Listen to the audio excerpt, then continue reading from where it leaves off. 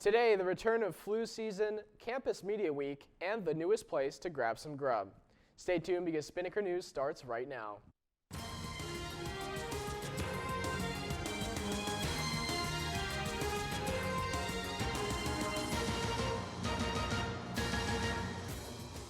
Good morning, Ospreys. I'm Emmett Clark, and you're watching Spinnaker News.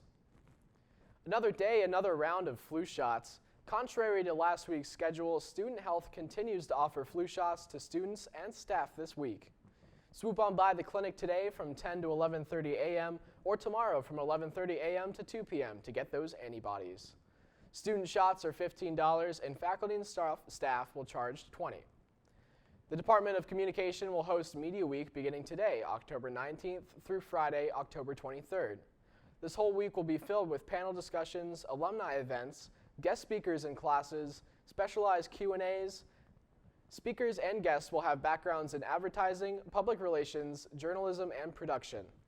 Guests from a variety of companies and organizations will be in attendance, including Disney, Revlon, Mayo Clinic, WJCT Public Radio, and WJXT Channel 4. Check out our Facebook page to see the full week of schedules in detail. A new eatery on Beach Boulevard offers college-friendly hours and prices and will leave students coming back for more. The Colombian-inspired Shack Maui was opened by UNF senior Mauricio Valduritin and offers a widely varied menu cooked fresh from 3 p.m. to 3 a.m.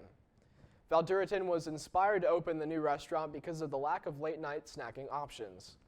The new Shack offers fresher food at reasonable prices and even honors a 10% discount with a student ID. Now let's toss it over to sports.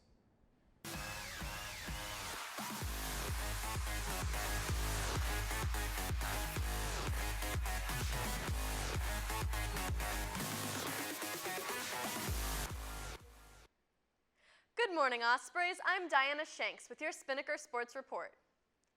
The volleyball team had a rough weekend, losing to two teams.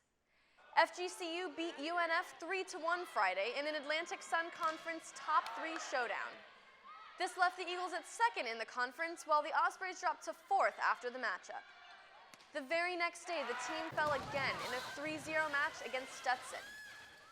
The girls will be back in the action this Friday for a 7 p.m. River City Rumble. The men's soccer team cinched their spot in the playoffs with a 2-0 victory over Stetson on Saturday.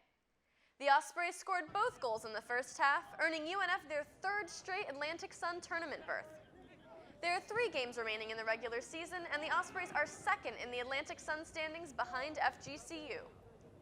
These two teams are also the only ones so far who have guaranteed their spot in the playoffs. This team's next game is also a River City Rumble at 7 p.m. on Saturday.